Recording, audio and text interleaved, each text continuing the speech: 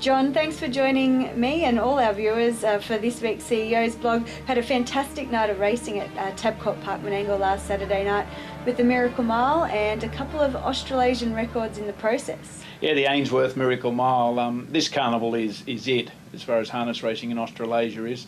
Yes, I'll take some pushback from Edward Rennell in New Zealand and of course from David Martin in Victoria, but to Bruce Christensen and the team, marvellous effort. The crowd was up, and what we're already seeing, the turnover on this particular night is well and truly up. But I think most of the credit should go to Owen Mulligan and his track crew. 1:46.9 mile rate. When were we ever going to see that? Never was the call, but no, for the work done by Dan Kuhn in constructing that track, and then the work done with Owen and Jimmy and Wazza and Blinky and all the other people out there that do something with that track. 1:46.9. Well, it was just amazing. And to the winner, my field marshal, to the New South Wales boys, Tim and Anthony Butt, thank you for coming out of the training centre and showing us just how good the track at Tabcorp Park Menangle is. Yeah, well, that wasn't the only record-breaking performance of the night. In the Trotters Mile, Maori time clocked 1:51.5. Yeah, and interstater, of course, with the Trotters, but Harness Racing New South Wales has a lot of faith in the trotting gate in New South Wales. We'll continue to support it. There are issues with HRV simply saying they'll be running the Inter-Dominion Trotters from now on. Well, that's certainly not on the radar of Harness Racing New South Wales or the Principal Club for obvious reasons. But as I say, we will continue to support the Trotter in New South Wales, and they will be the Trotters in New South Wales, even though last Saturday night's winner wasn't actually trained here. It's about the overall empowerment of horses and carnivals, and that's what we will support. Yeah, I saw with the talking about trotters here in New South Wales, the Foundation Series dates have been released? Yeah, they've been released, and whilst we don't breed a lot of trotters here, we're continually improving on those numbers, and that's why we've got the Foundation Trotters races. They're nice races, $10,000 heats into $22,000 finals. So we encourage people to breed trotters where they can. There's certainly a place on every race meeting for them, especially the race meetings at Menangle. Most definitely. Okay, well, while we're talking about feature races, let's talk about the Golden Easter Egg. It has a new home. Has a new home. As we know, Fairfield's no longer with us, but the hard-working committee out there, led by Colin Watts, the patriarch of, I think, just about everything harness racing now in New South Wales. The Golden Easter Egg will be run at Menangle. It'll be a $20,000 race, so it's a big increase in prize money, but for three-year-old fillies, 16th of March, I think the date is. There's other three-year-old races around for fillies in New South Wales leading into it, including the Wagga Oaks this week. So trainers of three-year-old fillies, there's a nice race to aim your horse at. Okay, we'll mark that one in the diaries. Let's talk about Sunday's APG sale. It's the first time the harness racing yearling sales were held at the Inglis Warwick Farm sales ring. Yeah, a move away from Randwick, but it was a very popular move as far as numbers are concerned. There were certainly plenty of people there, whether they were buying or just inspecting. The numbers were there. The sale result, I must say, overall was a little bit flat, but it shows a keenness of particular buyers to buy particular horses, and it was interesting to note that the three top sales were colts, and they were all up around the $80,000 mark. So by Bettor's Delight is taking all before him in racing, but so are the other stallions there. And this is secular, I believe, and new stallions will come around and replace that horse in due course. But the results of the sale, they're being analysed now. I've been privy to some of them, and they're very interesting. But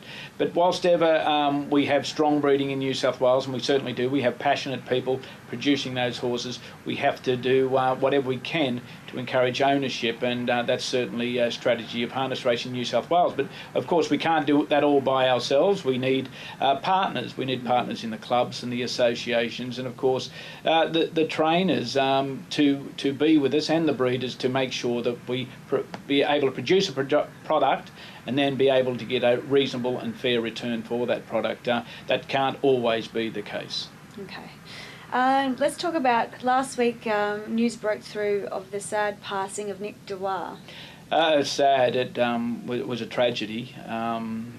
Anyone's passing is sad for those around them, but this one with Nick has touched the entire harness racing family in New South Wales and also interstate.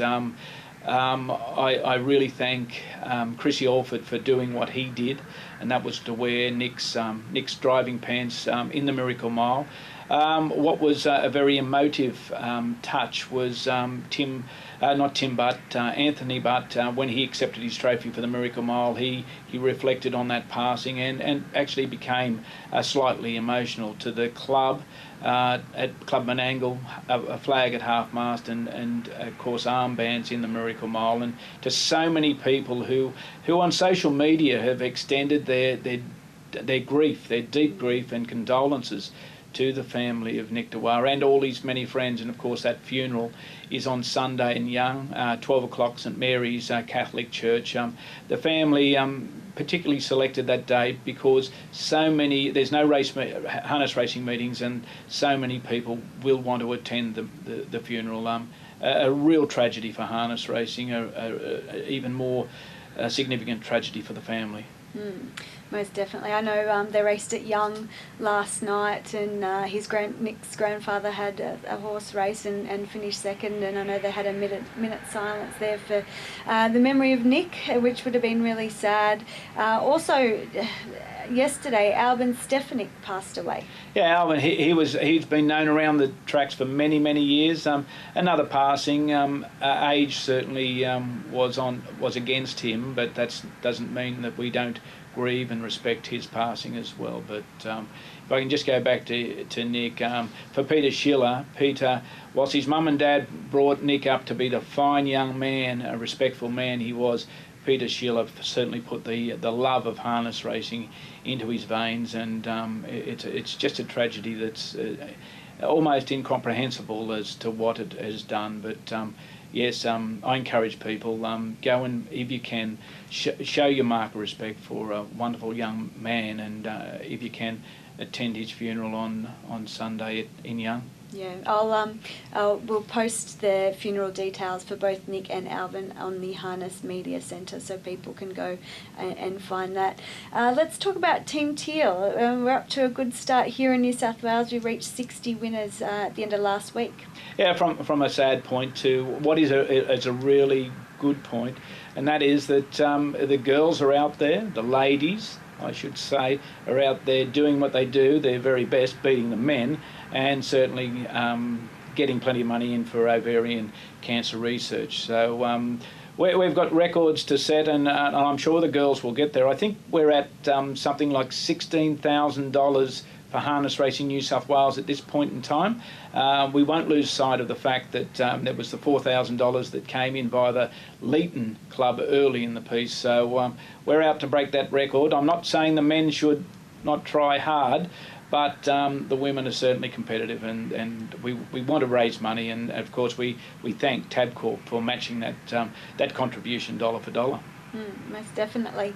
Okay, let's talk about this weekend and the Carnival of Cups. There's 2 Carnival of Cups meetings. We've got Wagga Saturday and then Inverell on Sunday. Both tremendous meetings, both with additional races on those programs. So if you're in the south, you'll have to head to Wagga and see a great night of racing, and if you're in the north, on the Sunday, certainly go to Inverell.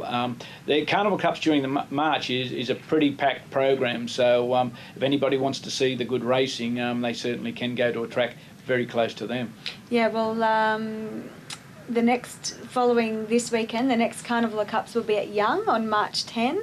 Then you've got Armidale on March 11, and then Broken Hill on March 16. Well, that was a contradiction. Broken Hill's not close, but still it's a good trip, and I know you're going out there, and the chief steward, who has been entrenched there for this season at Broken Hill. He's certainly doing a great job in making sure the racing's fair and above board, of course, at Broken Hill. And we look forward to, I think it's around St Patrick's Day, so I hope he gets his duties over and done with, young Jesse, before he starts celebrating his Irish ancestry. If he has that. Okay. Is there anything else for this edition, John? No, not at all, but it was a sad week with Nick Dwyer passing away, and he's somebody that I believe harness racing will never forget. Okay. Thank you, John. Thank you, Amanda.